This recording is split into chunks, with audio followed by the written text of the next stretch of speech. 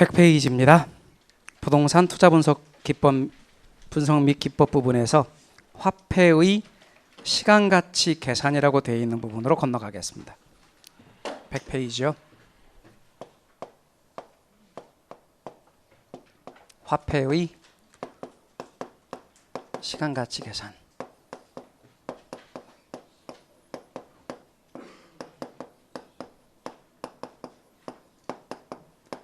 지금의 1,000만 원하고 만약에 여러분들이 지금의 1,000만 원하고 1년 후에 1,100만 원하고 어느 거 선택할 겁니까? 둘 중에 하나 가지세요. 그럼 어느 거 선택하겠습니까? 네, 지금 1,000만 원. 만약에 지금의 1,000만 원과 1년 후에 1,200만 원 중에서 확실하게 나오는 겁니다. 둘 중에 하나를 선택하라면 어느 걸 선택하겠습니까? 1,200만 원? 1년 후에 1,200만 원? 그래야 되죠? 지금 1,000만 원이요? 왜? 지금 1,000만 원 선택하는 분은 왜? 돈이 궁해? 요새 돈이 딸려요? 아니 당연히 1년 후에 1,200만 원 선택해야 되지 않아? 그죠? 아 돈이 땡겨? 돈이 지금 없어요? 당연히 지금 1,000만 원과 1년 후에 1,100만 원도 사실은 1년 후에 1,100만 원을 선택해야죠. 우리 현실에 자 지금 1,000만 원, 1년 후에 1,100만 원 수익률 몇 %예요? 10% 되는 게 있어 없어요? 우리 현실에서 없잖아요. 그런데 우리 지금 1,000만 원이 날지 1년 후에 1,100만 원이 날지를 따져보자는 거예요. 화폐는 시간이 흘러감에 따라 그 가치가 달라지므로 이를 동일 시점의 가치로 환산해야 그 가치를 비교할 수 있다. 이를 화폐의 시간가치 계산이라 그래요. 화폐는 시간이 흘러감에 따라 가치가 달라져요. 그래서 지금 1,000만 원이 나은지 1년 후에 1,100만 원이 나은지를 따져봐야 돼요. 어떻게 따지느냐? 같은 시점으로 바꿔놔야죠. 그럼 여러분 지금 가치를 더 잘 이해해요? 1년 후의 가치를 지금 봤을 때 1년 후의 미래 가치를 더 잘 이해해요? 지금 가치, 현재 가치를 더 잘 이해하죠? 그러니까 1년 후에 1,100만 원을 지금 돈으로 땡겨보는 거예요. 현재 가치 해보는 거예요. 그래서 지금의 1,000만 원과 1년 후에 1,100만 원을 지금 돈으로 땡겨봤더니 예를 들면 1년 후에 1,100만 원이 지금 돈으로는 1,040만 원이래. 그러면 당연히 1년 후에 100만 원이 나은 거지. 제 말 뜻 이해가 되십니까? 그렇게 비교해서 따지는 거예요.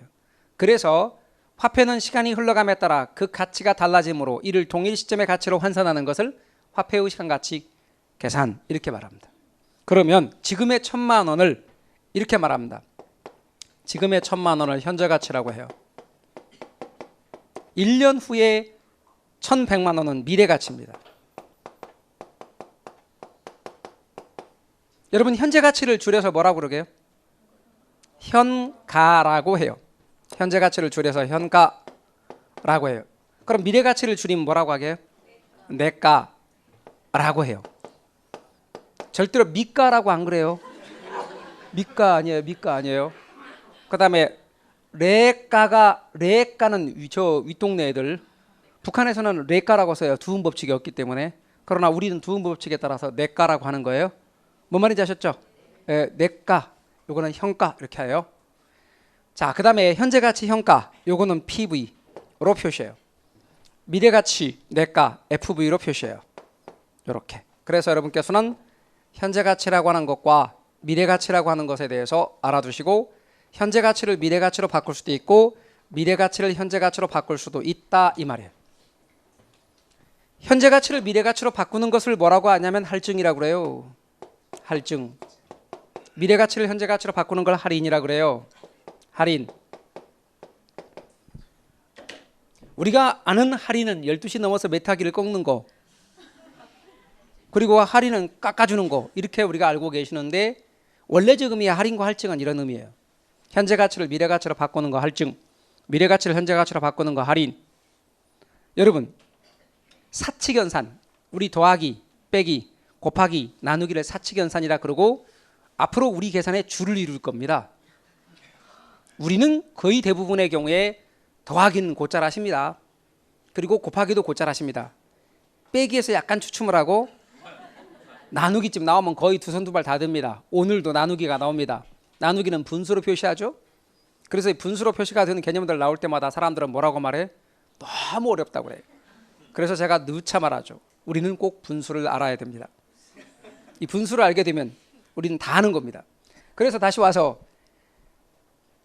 사칙연산 중에서 할증은 더하기, 빼기, 곱하기, 나누기 주로 뭘까요? 예, 여러분 할증은 사실 곱하기 개념입니다. 그런데 우리는 보통 더하기로 알고 있죠. 할인은 사실 나누기 개념입니다.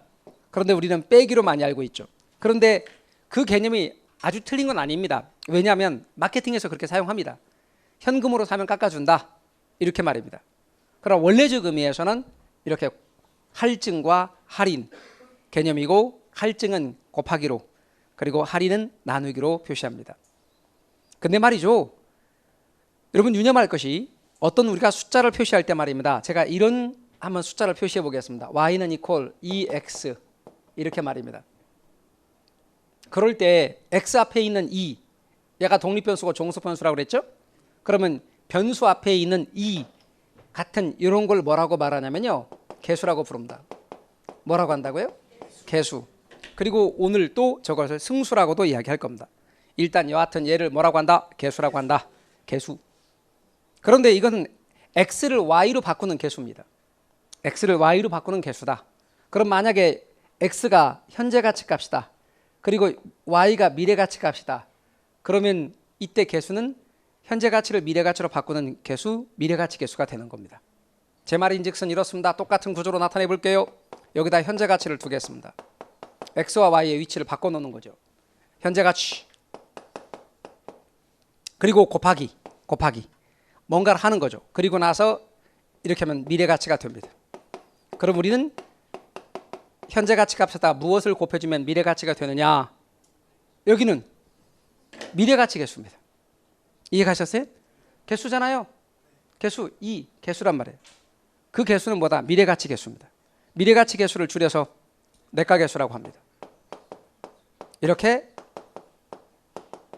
현재 가치 값에다가 내가 개수를 곱해주면 미래 가치가 된다. 이렇게 할 수 있습니다. 이 구조로 쓴 겁니다. 지금 제가 x를 여기다 썼고 이 개수값 썼고 y 값을 이쪽으로 쓴 것뿐입니다. 말뜻 이해가 되시나요? 이렇게요. 그럼 거꾸로 미래 가치를 현재 가치로 바꿀 수도 있죠. 근데 미래 가치를 현재 가치로 바꾸는 건 나누기라고 그랬죠. 근데 나누기를 곱하기로 바꿀 수 있습니까? 있어요, 없어요? 있죠. 만약에 a 나누기 b, 이거는 곱하기로 바꾸면 a 곱하기 b분의 1 이렇게 바꿀 수 있죠. 바꿀 수 있습니까? 그럼 곱하기 값으로 바꿀 수 있듯이 이것도 곱하기 값으로 바꿔놓자는 말이에요. 왜요? 나누기보다 곱하기가 편하니까. 그래서 이렇게 하자는 말이죠. 여기다 미래가치 그리고 곱하기, 그럼 무슨 개수? 그럼 현재 가치가 될 거 아니냐 그 말이에요. 그리고 이때 이 값을 곱하기 값을 바꿨을 때 분의 1로 되어 있는 이 값을 마치 현재 가치 개수, 현가 개수라고 하자 그 말이에요. 그러면 앞으로 여러분은 현재 가치 값에 내가 개수를 곱하면 미래 가치가 되고, 이걸 현재 가치를 미래 가치로 바꾼다고 그래요? 미래 가치의 계산이에요? 그러면 미래 가치 값에 현가 개수를 곱해주면 현재 가치 값이 되니까 이거는 현재 가치의 계산이고요. 말뜻 이해가 되셨나요? 그러면 다시 미래 가치의 계산에 이렇게 현재 가치 값에다 내가 개수를 곱해주면 미래 가치를 계산할 수 있다. 현재 가치 계산이란 미래 가치 값에다 현가 개수를 곱하면 현재 가치 계산할 수가 있다. 말뜻 이해가 되시나요? 네, 이렇습니다. 여러분 이런 식으로 현재 가치를 미래 가치로 바꾸거나 미래 가치를 현재 가치로 바꾸는 걸 유식하게 뭐라고 하냐면 싸잡아서 자본 환원한다 그래요. 자본 환원한다 라고 말해요. 그런데 자본 환원에 요렇게 하면서 자본 환원하는 거죠. 현재 가치를 미래 가치로 바꾸거나 미래 가치를 현재 가치로 바꾸는 걸 자본 환원한다 그랬죠. 자본 환원할 때 사용하는 내가 개수나 현가 개수를 싸잡아서 자본 환원 개수라고 그래요. 내가 개수나 현가 개수를 뭐라고 한다고요? 그래서 화폐의 시간가치 계산에서 우리가 쓰는 이 말은 현재 가치를 미래 가치로 바꾸거나 미래 가치를 현재 가치로 바꾸는 걸 자본 환원한다고 하고, 자본 환원에 사용되는 내가 개수나 현가 개수를 다 싸잡아서 자본 환원 개수라고 한다. 이 자본 환원 개수를 금융 개수라고도 해요. 여하튼 자본 환원 개수 이렇게 말한다는 것 알아두십시오. 자본 환원 개수를 많이는 안 쓰는데 금융 개수, 이것도 시험에 나온 적이 있습니다. 이렇게 말하기도 해요. 요거는 나중에 1월 달에 가면 또 설명을 드릴 거고, 여하튼 그냥 금융 개수라고 말하기도 한다. 그러면 여러분, 현재 가치를 미래 가치로 이렇게 바꾸는 거예요. 미래 가치 계산에 사용되어지는 개수, 내가 개수죠? 몇 개가 있냐면 3개가 있어요. 미래 가치를 현재 가치로 바꾸는 데 사용되는 개수, 현재 가치 계산에 사용되는 개수가 3개 있어요. 그럼 자본하는 개수 총 몇 개 있게요? 6개가 있어요. 6개 개수를 지금부터 설명드릴 텐데, 이 부분을 그냥 나가면 여러분들이 거기는 어떻게 내가 공부를 해야 될지 모르겠어요, 이러는 분들이 있어요. 다시 말하면 공부하는 방법조차 잘 모르겠어요 하시는 분들이 있기 때문에, 이 파트 공부하는 순서를 잡아드리면, 제일 먼저 제가 하는 분류부터 하십시오. 분류부터 외우실 것. 두 번째는 그것들의 개념을 알고, 그 다음에 개념 및 그 다음에 활용에 대해서 알아두십시오. 기초과정에서는 개념에 좀 더 치중할 거고, 뒤로 가면서 활용에 치중할 거예요. 이 부분이 시험에 되게 잘 나와요. 세 번째는 이들의 관계를 공부하셔야 돼요. 관계, 개수들의 관계. 네 번째는 계산에 대해서 알아두셔야 돼요. 그래서 그걸 사용해서 계산하는, 꼭 공부 순서는 이 순서로 하시라 그 말이고, 기초 과정에서는 계산은 하지 않습니다. 그러면 1번부터 3번까지의 경우를 순서로 제가 말씀을 드려볼 텐데, 지금부터 하는 이야기에 주목하시기 바랍니다. 우리는 미래가치의 계산과 현재가치의 계산에 각각, 여기는 미래가치의 계산 이렇게 할게요. 미래가치의 계산, 그리고 여기는 현재가치의 계산 이래 볼게요.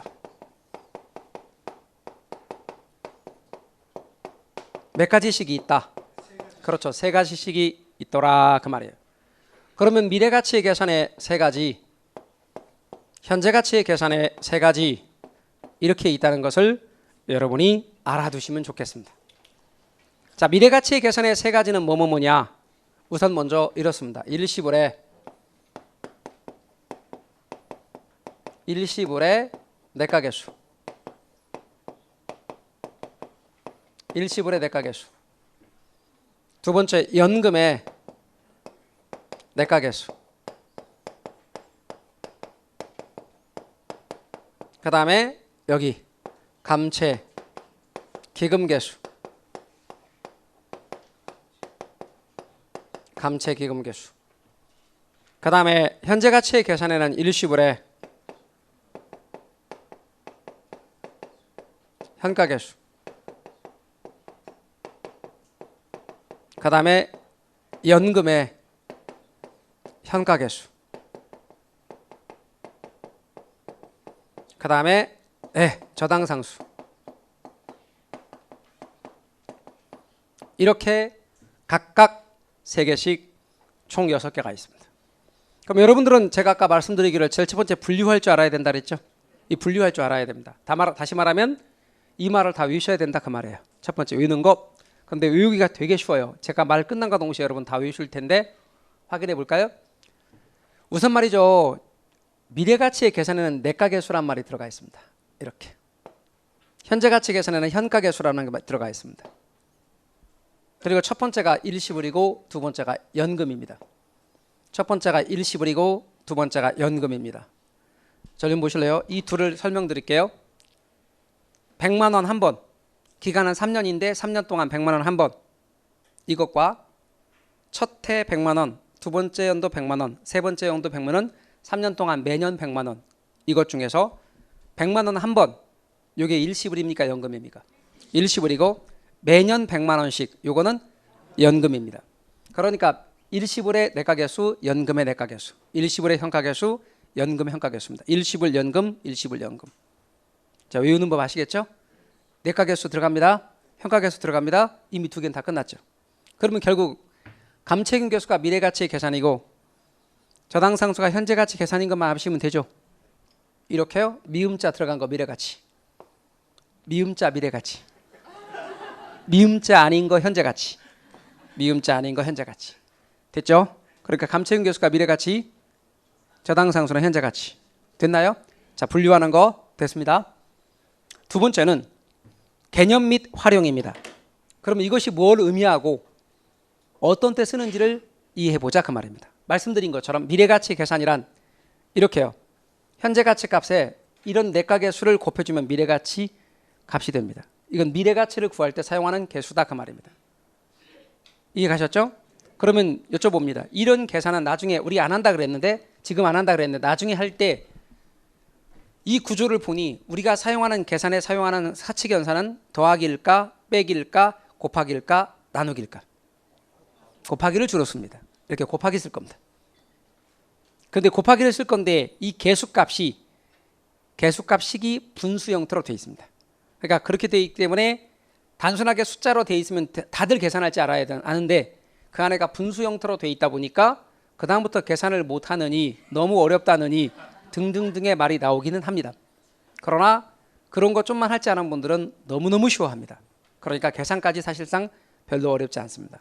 자, 그러나 느낌상은 어쨌거나 계산이잖아. 여기 제목이. 이러다 보니 아주 어려워도 뒤지기 어렵다. 이런 느낌이 든다 그 말입니다. 다시 돌아와서 분류는 됐습니다. 개념으로 갈 겁니다. 그렇다면 이거는 어떤 때 쓸까? 이건 뭘 의미하는 걸까? 이런 의미입니다. 얘는 말이죠. 이런 의미입니다. 지금 돈 1,000만 원을 은행에 이렇게 넣었다고 합시다. 1,000만 원 은행에 넣었습니다. 3년 후에 저 돈이 얼마가 될까? 그런데 매년 이자율은 10%라고 합시다. 그러면 1,000만 원에 대해서 첫 해 이자가 10%. 그럼 1,100만 원이 됐죠. 그러면 다음번에 10%는 1,000만 원에 대해서 적용이 될까? 1,100만 원에 대해서 적용될까? 1,100만 원. 이자에 이자가 붙어가는 복리일까 단리일까? 복리 계산입니다. 전부 다 복리 계산입니다. 전부 다 복리 계산입니다. 전부 다 복리 계산입니다. 전부 다 복리 계산입니다. 자, 이렇게 말했습니다. 그럼 나중에 기출 문제에 보니까 오, 복리, 오, 맞네. 딱 나와야 하셨죠? 돌아와서 이거보다 커지겠죠. 3년 말에 보면 이자가 붙었으니까 커지겠죠. 이렇게 찾습니다. 이렇게 넣고 이렇게 찾습니다. 이자가 붙어서 찾는 겁니다. 이놈을 계산할 때, 얘를 계산할 때 쓰는 게 일시불의 대가겠습니다. 그러니까 지금 제가 말하고 싶은 것은 개념을 이해하자는 겁니다. 그림은 하나도 안 중요합니다. 제가 그리는 그림 어디 책에 찾아봐도 없습니다. 그러니까 보면 아, 그런 뜻이구나. 그럼 제가 나중에 말로 말합니다. 1원을 그리고 N년 후에 따져보면 얼마가 되는가. 요거 구할 때 일시불의 대가계수를 쓰는 겁니다. 이해 가셨어요? 1원은 임의의 1원이고 N년 후는 역시 마찬가지로 기간 임의대로 정한 3년 혹은 5년 후에 얼마가 되는가. 1,000만 원을 3년 후에 따져보면 얼마가 되느냐. 그럴 때 일시불의 대가계수를 쓴다. 아셨죠? 아셨죠? 자, 그 다음 또요. 연금의 대가계수입니다. 첫 번째 연도에 이 금액 부었습니다. 두 번째 연도에 같은 크기의 금액을 붓습니다. 세 번째 연도, 네 번째 연도 이렇게 일정 기간 동안 은행에 돈을 넣습니다. 그러면 기간 말에 얼마가 될까? 이자에 이자가 붙으니까 커진다 그랬죠? 요겁니다. 그러면 결국은 이걸 구하는 겁니다. 얘를 구한다. 요게 연금의 대가계수입니다. 그러면 우리 이런 거죠. 여러분, 은행에 돈을 규칙적으로 일정 금액씩을 넣어요. 자, 이달에 10만 원, 다음 달에 10만 원, 그 다음 달에 10만 원 이렇게 5년간 부으면 5년 말에 얼마가 될까? 이겁니다. 질문해 봅시다. 이렇게 목돈을 한 번에 은행에 넣어요. 기간 말에 찾는 거. 이런 걸 우리는 보통 뭐라고 해요? 은행에 돈을 목돈 한꺼번에 넣어요. 기간 말에 찾는 걸 뭐라고 그래요? 정기 이게 적금이라고 정기예금이라고 해요. 이걸 정기예금이라 그래요. 이해 가셔요? 이렇게 일정 금액으로 푼돈으로 넣고 목돈으로 찾는 건 정기적금이라 그래요. 그래서 어떤 분이 말하기를 부동산 학개론 듣고 정기예금과 정기적금을 구분할 수 있게 됐다라고 하더라고요. 정기예금 찾는 금액 계산할 때는 뭘 쓰고? 일시불의 대가계수를 쓰고, 정기적금 찾는 금액을 계산할 때는 연금의 대가계수를 쓴다 그 말이에요. 뭔 얘기인지 아셨죠? 다시 한번 말합니다. 정기예금 찾는 금액은 일시불의 대가계수고 정기적금 찾는 금액은 연금의 대가계수다. 그런데 잘 봐요. 감채금계수가 뭔지. 감채기금이 기금적립이거든요. 그러니까 이렇게요. 이렇게 똑같은 금액이에요. 이렇게 그리고 그림을 그려요. 크게. 그럼 똑같죠? 똑같은데 N년 후에 혹은 5년 후에 이 금액을 만들려면, 얘를 만들려면 얼마씩 부어야 될까? 얼마씩 불입해야 될까? 얼마씩 적립해야 될까? 그 적립액, 그 불입액, 그 넣는 금액을 계산하는 거예요. 그래서 요거는 뭐다? 정기적금 붓는 금액, 불입액 계산하는 거예요. 똑같은데 정기적금 찾는 금액이요, 불입액이요? 불입액 계산하는 거예요. 어떤 분이 묻기를 불입액이 뭔가요? 이렇게 물어봐요. 불입액은 넣는 금액이에요. 넣는 금액이 뭐는 거예요? 납부하는 금액이야. 내는 금액이야. 이해 가셨어요? 그거 계산하는 거예요. 그럼 요거는 정기적금 찾는 금액, 요건 정기적금 붓는 금액입니다. 그 다음 일시불의 현가계수입니다. 일시불의 현가계수는 N년 후에 그 금액이 지금 땡기면 얼마가 될까? 지금 돈으로 땡겼으니까 작아지겠죠? 이렇게 됩니다. 그리고 구하는 것도 이걸 구하는 겁니다. 이것이 일시불의 현가계수이고, 연금의 현가계수는 이를테면 이렇습니다. 앞으로 규칙적으로 매년 얼마씩 발생할 금액을 지금 돈으로 땡기면 얼마가 될까? 이겁니다. 이렇게 구하는 것도 이걸 구하는 겁니다. 예를 들어서 어떤 사람이 공무원이 퇴직을 하는데 퇴직금의 경우를 연금 형태로 받을 수 있다. 그런데 그걸 그렇지 않고 한꺼번에 만약에 땡겨받을 수도 있다. 그럴 때 땡겨받으면 얼마가 되느냐? 이음 계산할 땐 연금의 현가계수입니다. 반면에 똑같이 잘 보세요. 제가 그림을 이렇게 그릴게요. 그러면 위에 그렸던 이 그림하고 똑같죠? 그러면 앞으로 이렇게 갚을 돈을 지금 현재 가치로 대출받고, 즉 1억을 지금 대출받고 앞으로 기간 동안 얼마씩을 갚아야 되느냐? 여러분 돈 빌리고 갚는 거 융자 상환액 계산할 때 이걸 쓰는 거예요. 그러니까 얘는 뭐냐? 융자 상환액을 계산할 때 쓴다 이 말이에요. 융자 상환액을 계산할 때 이것을 사용한다 이 말이에요. 그래서 여러분께서는 융자 상환액 계산할 때 쓰고요. 요거는 앞으로 갚을 돈을 현재 가치로 땡기는 것이고, 요거는 지금 돈 대출 받고 앞으로 얼마씩 갚아가는가를 나타내는 거예요. 나중에 공부가 조금만 더 되면 얘와의 관계도 제가 설명을 드릴 건데, 지금 좀 더 많은 것들을 제가 여기다 이야기하면 우리 또 공부하시는 분들이 너무 또 부담스러우니까 조금씩 보태갑니다. 그러니까 제가 강의를 진행하는 방식 그래요. 기초과정에서 너무 조금만 해버리면 뒤쪽에서 할 게 너무 많아. 그러니까 우리 기초과정 내에서도 지난주에 했던 거를 계속 맞물리면서 이번 주에 또 반복하고 또 했던 걸 또 반복하고 이런 방식으로 진행하듯이 전 강좌도 기초과정 했던 걸 기본에서 또 반복해. 그런데 좀 더 많은 내용들이 기본에 나가는 거고, 기본에 했던 걸 심화해서 또 반복해. 이게 계속 반복이 기적을 만들거든요. 그리고 어느 순간 나도 모르게 상당히 그 얘기가 들리기 시작하는 거예요. 그러니까 꾸준히만 잘만 따라오시면 잘 들어갈 수 있도록 그렇게. 이게 말이죠. 제가 조금만 해도 여러분이 한 번만 딱 듣고 잊어버리지만 않으면, 그렇게 하면 참 좋아. 그럼 공부 분량도 다 줄여주고, 잊어버리지만 않는다면 그건 말이 안 되는 거죠. 잊어버려야죠. 그죠? 잊어버려야죠. 사람 살아가는데 신이 인간에게 축복을 준 게 이게 잊어버리는 게 그것도 축복 중에 하나래요. 그러니까 괴로운 일 우리가 잊어버리고 사는 거잖아. 그렇죠? 그런 거예요. 그러니까 잊어버리니까 어쩔 수 없이 또 반복을 해야죠. 필요한 것들은 기억의 끈을 잡기 위해서 계속 반복하셔야 됩니다. 자, 그렇다면 제가 어떻게 했냐면 지금은 개념에 조금 더 강조를 드렸어요. 근데 나중에 이 그림 가지고 활용 쪽에다가 좀 더 치중을 할 겁니다. 뒤로 가면. 그러나 아직은 활용에 너무 치중을 하면 어렵게 들리니까 개념 위주로 이야기했다 그 말입니다. 따라 그림을 그리지 못해도 좋으니 이 그림이 의미하는 바를 생각하시면서 보시라 그 말입니다. 그럼 저거를 시험은 이런 그림으로 나오지 않고 말로 나오겠죠. 글로 나오겠죠. 글로 나왔을 때 그러면 답을 어떻게 찍어내는지도 또 제가 설명을 드릴 거예요. 이렇게 할 거란 말이에요. N년 후의 일원을, 자, N년 후의 일원을 그 다음에 현재 얼마냐? 그러면 이거죠. 그렇죠? 1원을 일시불이고 N년 후에 1원이니까 미래 걸 현재 가치 한 거지. 그럼 다시 앞으로 N년간 매년 1원씩 그 돈을 현재 가치 하면 얼마냐? 그러면 이거죠. 이해 가셨어요? 앞으로 N년간 1원씩이야. 이해 가셔요? 그걸 현재 가치 하면 얼마냐? 이런 개념이죠.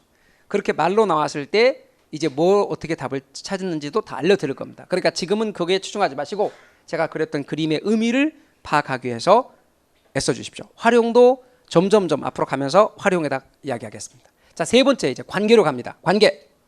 우선 말이죠. 여러분 일시불의 내가계수와 일시불의 내가계수와 일시불의 현가계수에서 일시불이란 말은 생략했을 수 있습니다. 이렇게.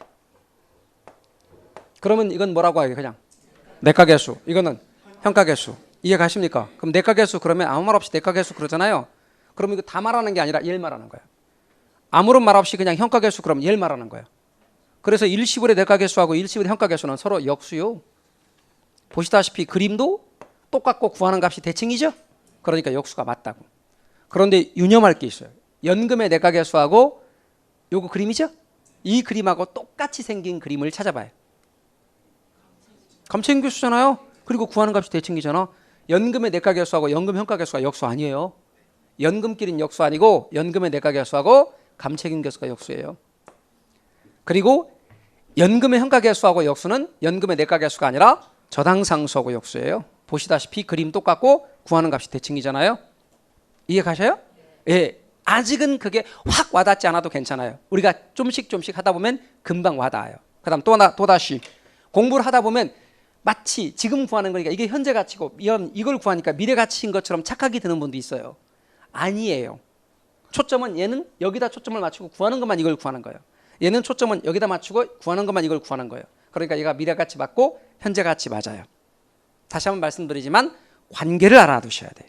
연금끼리 역수다 아니다. 내가계수와 현가계수는 역수다 그렇게 말하면 내가계수에는 이렇게 세 개나 있고 얘와 얘는 역수 아닌데 틀린 말 아닙니까? 이렇게 말하는 분이 있는데 그냥 내가계수란 일시불의 내가계수를 말하는 거예요. 그냥 현가계수란 일시불의 현가계수를 말하는 거다. 아셨죠? 공부 순서 제일 먼저 분류하는 것부터 하셔요. 그 다음에 기초과정에서는 개념에 좀 더 치중해서 뭔 뜻인가부터 좀 보세요. 그리고 관계를 외워두세요. 되셨나요? 계산하는 건 안 합니다. 자, 거기까지 반복을 여러분이 해주시면 좋겠습니다. 그래서 화폐의 시간가치 계산에서 뭐뭐가 있는지, 자, 용어가 이런 말들이 나는 태어나서 처음 들어보는 말이다. 그럴 수 있어요. 처음 들어보는 말이고 그런데 이게 어쩌고 막 그러니까 복잡하다. 그럴 수 있습니다. 그러니까 여러분이 반복해서 이 용어부터 익숙해지시고 그 다음에 이것이 뭘 뜻하는 말인지 감을 잡는 데다가 기초과정에 초점을 맞추시기 바랍니다. 되셨나요? 됐습니다. 자, 그 다음 우리는 101페이지 현금 수지의 측정으로 가겠습니다. 자, 이 부분은 제가 지우지 않도록 하겠습니다. 나중에 여러분들이 뭐 이걸 보시고 또 메모를 하실 수도 있고 카메라로 찍을 수도 있기 때문에 이 부분에 대해서는 제가 따로 지우지는 않겠습니다. 우리 잠시 화면을 여기다가 딱 고정 좀 해주십시오. 그리고 우리 인강으로 강의를 듣는 분은 화면을 딱 고정시켜 놓고 카메라로 딱 찍으시면 되겠습니다. 암기하고 싶으면.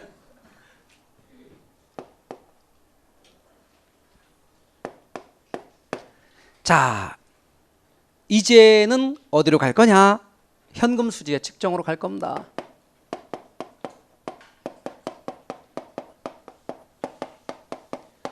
우리 현금 수지의 측정으로 갈 겁니다. 자, 여러분 이 현금 수지의 측정이라고 되어 있는 부분으로 가는데 우리는 지난 시간 얘기를 또 다시 반복하기로 합니다. 제가 투자의 3단계 그랬죠. 그럼 투자의 3단계가 뭐라고 그랬어요? 그렇죠. 여러분 취득, 그 다음에 운용을 다른 말로 운영 혹은 영업, 그 다음에 처분, 이렇게 3단계 거친다고 그랬죠. 그렇습니다. 그리고 취득에서부터 시작해서 이렇게 처분까지를 뭐라고 한다고 했어요? 네? 예상보유기간. 보유기간인데 예상보유기간. 아직 안 샀으니까 예상보유기간이다. 이렇게 말한다 그랬어요. 투자의 3단계는 취득과 운용과 처분의 3단계를 거친다 그랬는데 뭐를 샀냐면 요걸 샀다고 요걸 얘를 샀다고 하자 그랬습니다. 얘를 샀다고 하자. 얘를 샀다. 좀 더 크게 얘를 샀다. 자, 근데 얘를 뭐라고 그랬었죠 지난 시간에? 예, 이거를 투자성 부동산 또는 수익성 부동산, 일상에서는 수익형 부동산 이렇게 말했는데 무슨 용과 무슨 용이 있다 그랬지 제가? 기업용과 임대용이 있더라 그랬죠. 표정 봐봐. 언제 그런 거 했는데 막 이런 표정이야. 그러니까 반복해 줘야 돼. 기업용은 다시 상업용과 공업용이 있더라. 상업용이나 공업용이 있더라. 그런데 갑돌이가 요거 임대 사업하려고 원룸이나 오피스텔 같은 걸 샀대요. 그 임대용 부동산이에요. 이해가셨어요? 그때 1억 원에 취득했다. 그러면 1억 원을 뭐라고 했다? 제가 부동산 가치. 그런데 가치하고 가격을 구분하시오 하기 전까지는 부동산 가격 해도 된다 그랬죠? 그런데 이 가치가 앞에서 공부한 바를 이제 다시 한번 따져보니까 이게 무슨 가치였다는 거예요?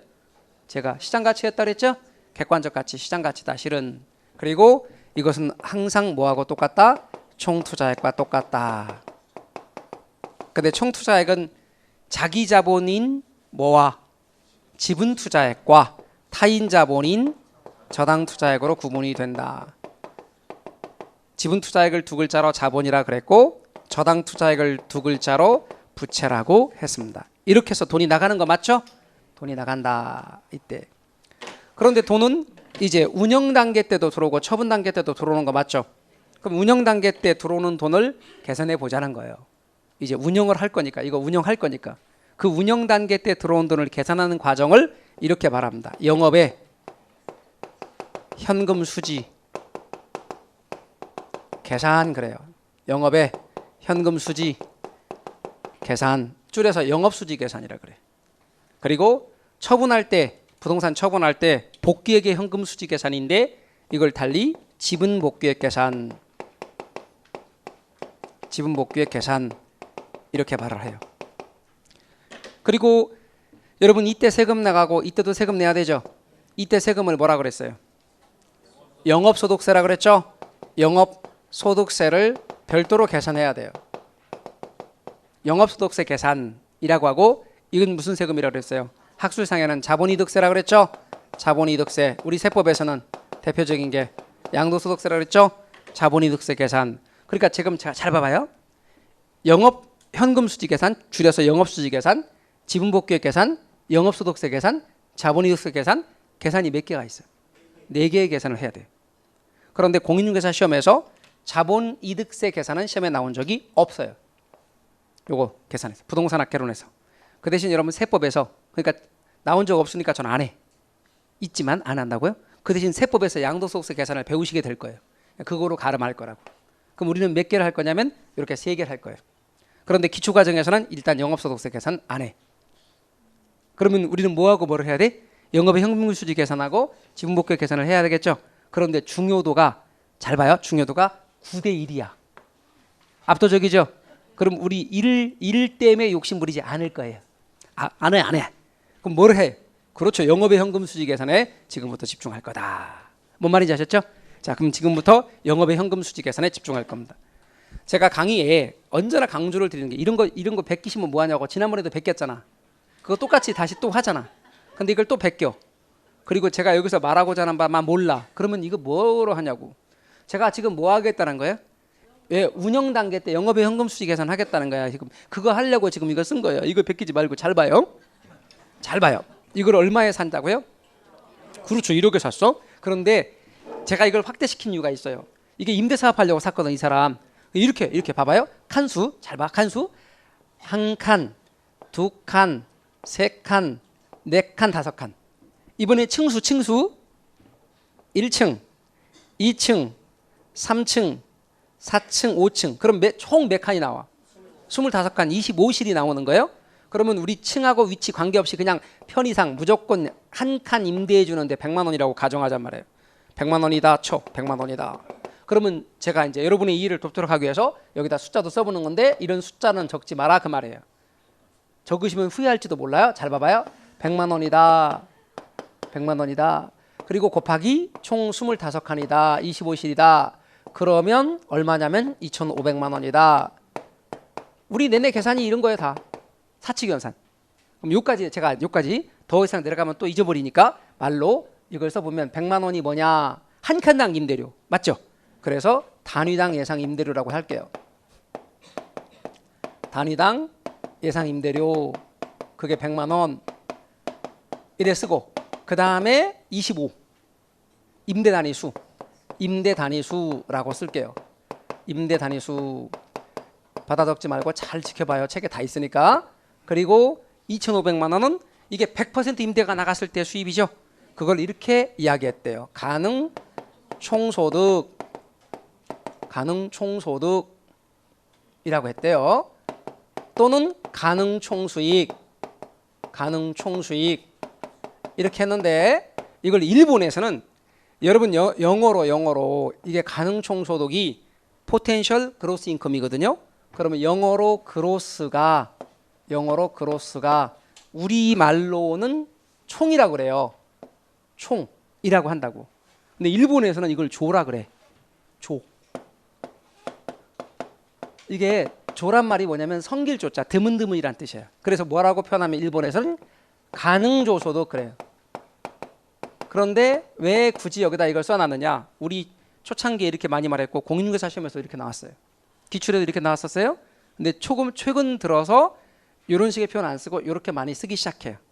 그런데 웃기는 건 포텐셜이란 말을 가능이라고 번역하는 것도 일본식 표현이에요. 그러면 우리 고등학생들한테 영어 좀 하는 고등학생들한테 포텐셜 그로스 인컴 이렇게 해놓고 그거 우리말로 좀 표현해 볼래? 이렇게 말하면 뭐라고 표현하냐 이 말이에요. 이 포텐이 아이들 여러분 보면 포텐 터진다 그렇게 막 그래요. 아이들 말할 때 그 포텐이에요. 자 그러면 여러분 얘가 뭐예요? 100% 임대가 됐을 때잖아. 그러면 여러분 신이 인간에게 부여한 능력 여러분에게 신이 여러분에게 부여한 능력을 100% 발휘할 때 그걸 뭐라 그래? 무슨 능력이라 그래? 초능력이라 그래? 아니 그거 말고 아니 여러분에게 부여한 여러분이 무슨 초능력이 있어? 여러분에게 부여한 능력을 여러분이 100% 발휘할 때 뭐라고 무슨 능력을 발휘했다 그래? 그래 잠재 능력이라 그래. 따라서 이걸 번역할 때 아이들한테 물어보면 잠재 총수익 그런다고. 그게 사실 가장 우리나라 말 표현이라고. 잠재 총수익. 뭔 말인지 아시죠? 잠재 총수익이란 말도 써요. 그래서 이건 잠재 총수익이라고요. 잠재 총수익. 이것도 시험에 나온 적이 있어요. 그래서 자 그런데 지금 순서는 시험에 나온 빈도순으로 쓴 거예요. 다 나온 말을 다 썼어요. 지금 가능 총소득, 가능 총수익, 가능 저소득, 잠재 총수익. 시험에 나온 빈도순으로 나열했다. 그러면 또 이렇게 물어보는 분이 있어요.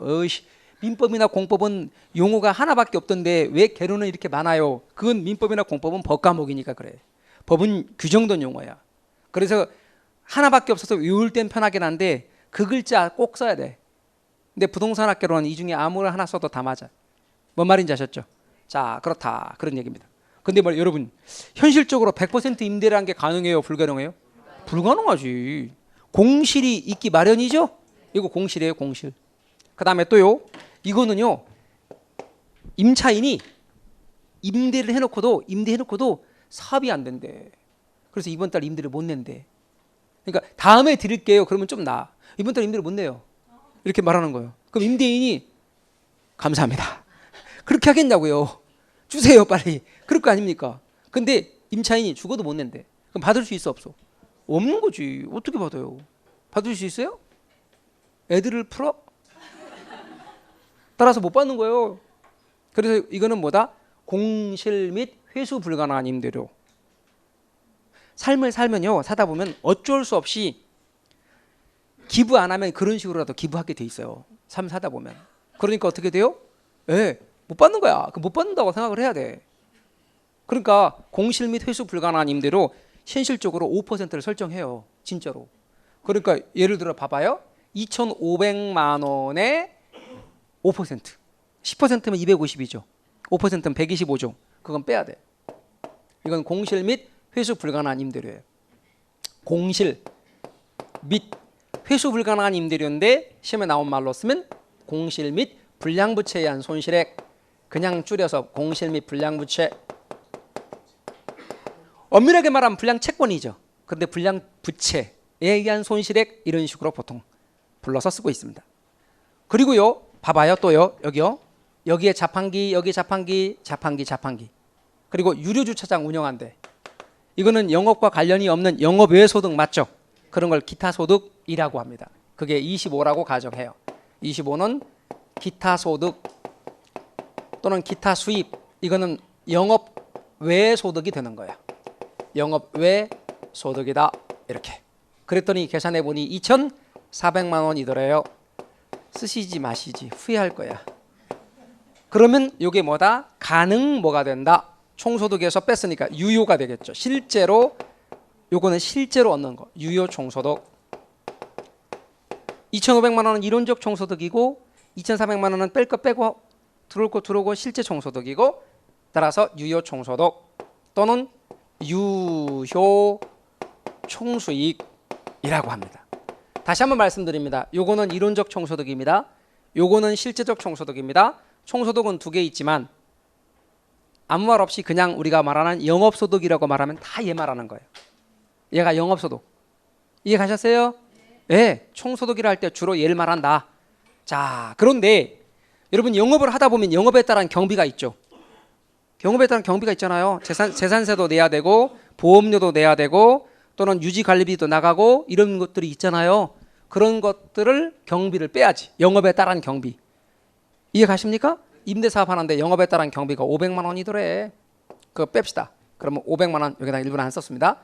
영업 경비 내지는 운영 경비라고 하는 거예요. 그게 500이더래요. 뺍시다. 그랬더니 1900이네요. 이것을 뭐라고 하자? 예, 이렇게 말합니다. 이게 영업 제가 소득이라고 그랬죠. 아까 영업소득 하면 얘를 말한다 했죠. 얘가 영업소득이고 영업소득에서 영업경비를 빼면 순영업소득 그럽니다. 얘를 순영업소득이라고 말합니다. 앞으로 이렇게 하십시오. 여러분 A에서 B를 뺐다. A에서 B를 뺐다. A에서 B를 뺐다. 그러면 순자를 붙이고 앞에 거 갖다 붙이는 겁니다. 순 A 영업 얘가 영업소득입니다. 영업소득에서 영업경비 뺐으니까 순영업소득입니다. 이번에는 얘를 운영소득이라고도 합니다. 뭐라고 한다고요? 운영소득. 운영소득에서 운영경비를 빼니까 뭐라고 하면 돼요? 순운영소득이라고도 말합니다. 순운영소득이다 이렇게 말합니다. 그 다음에 여러분 1,900만 원 이게 순영업소득인데요. 여기서 뭘 빼느냐? 부채서비스액을 뺍니다. 뭘 뺀다고요? 부채서비스액. 야 여러분 우리 이렇게 했잖아요. 자기자본 지분투자액 4천, 타인자본 저당투자액 6천이라 합시다. 그런데 여기 이자가 있겠죠. 이자가 있을 거 아닙니까? 그러면 이번에 갚는 게 이자만 갚는 게 아니라 이자하고 원금하고 이자 갚아야겠죠. 갚아야 될 원금과 이자가 400이라고 합시다. 갚아야 될 원금과 이자가 400만 원이라 합시다. 그걸 뭐라고 부르느냐? 갚아야 될 원금 플러스 이자를 가리키는 말 부채 서비스액이라 합니다. 여러분 저도 이거 마음에 안 드는 말입니다. 부채 우리말 서비스 영어 액 우리말 이렇게 써 있습니다. 근데 이게 공식적으로 쓰는 말입니다. 공인중개사 가장 시험에 많이 나오는 말이고 이렇게 쓰고 있습니다. 그러니까 막 투덜투덜 하시는 분 많습니다만 꼭 기억하십시오. 부채 서비스액 똑같은 말이 뭐다? 저당지불액입니다.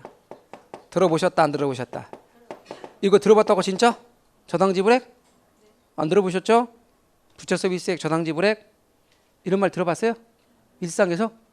진짜 상식 넓은 거예요 그러면? 이게 뭔데? 원리금 상환액을 가리키는 말입니다.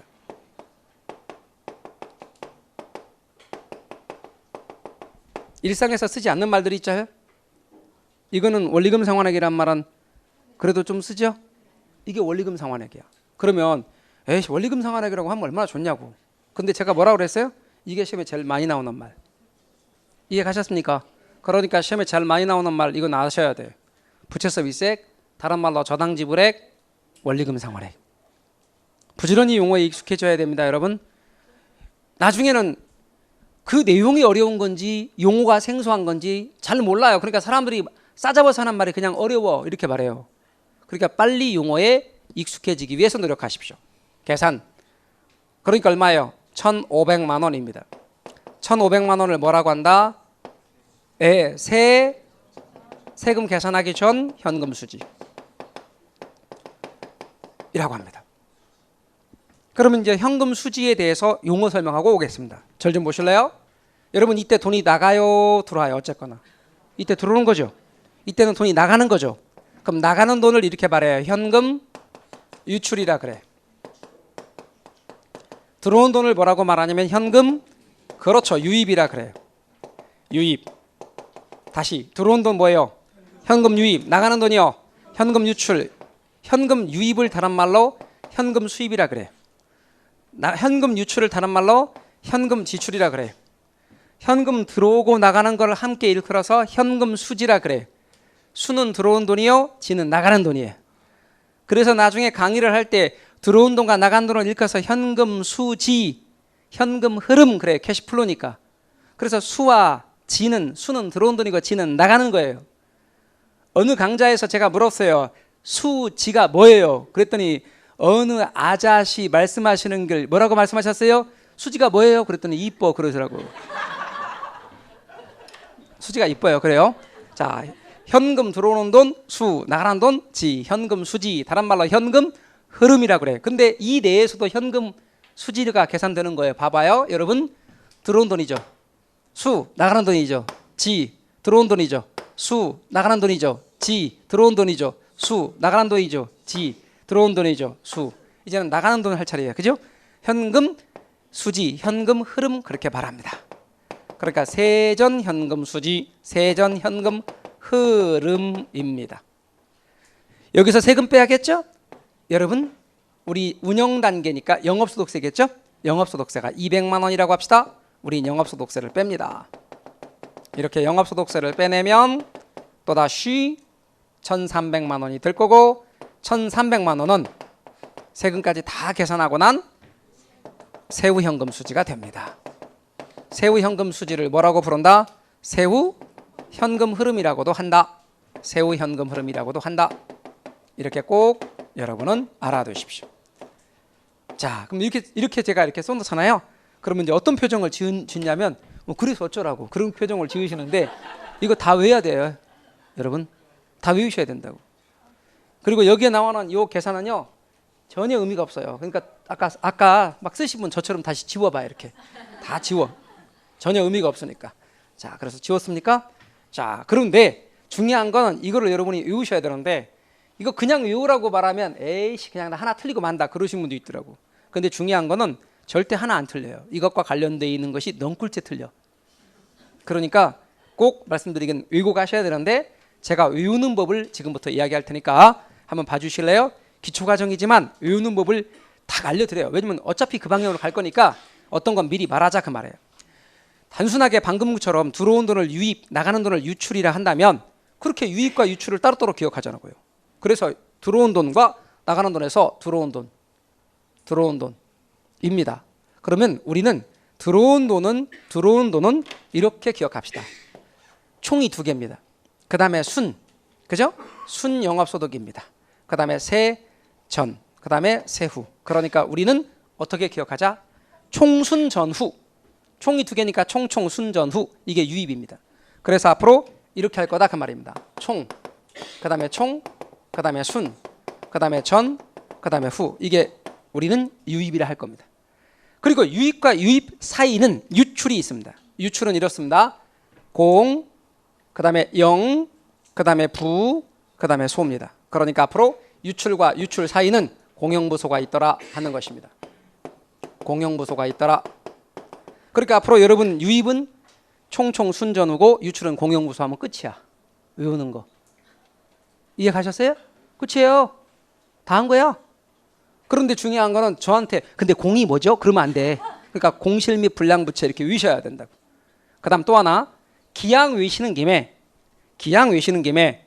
이런 소득은 그냥 나오는 게 아니에요. 반드시 투자의 결과로 나오는 거예요. 인풋 없는 아웃풋은 없어요. 투자 없는 수익은 없다고. 이해 가셔요?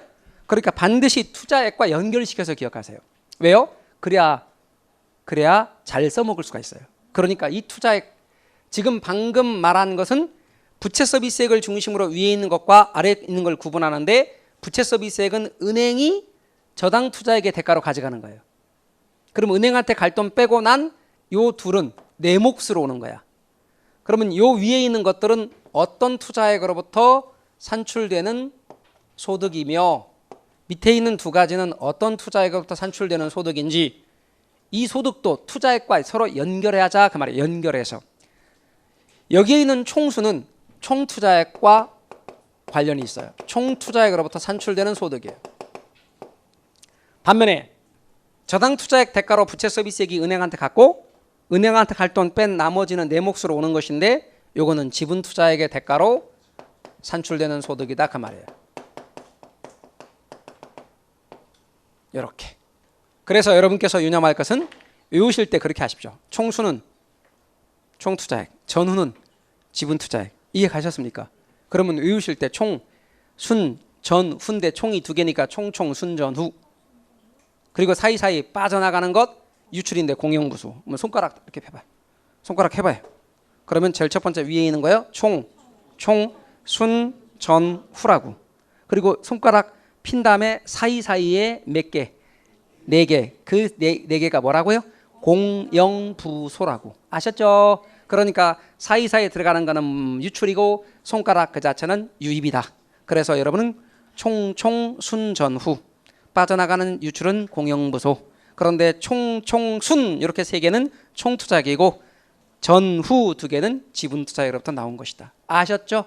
이렇게 기억하시면 여러분은 현금 흐름 다 잡으셨다 그 말입니다. 요거 확실하게 연습하시기를 바라겠습니다. 이 부분도 화면으로 잡아주시면 좋겠습니다. 좀 잡아주십시오. 그리고 이것도 여러분이 갖고 다니면서 카메라로 찍어놓고 딱 보시기를 바라겠습니다.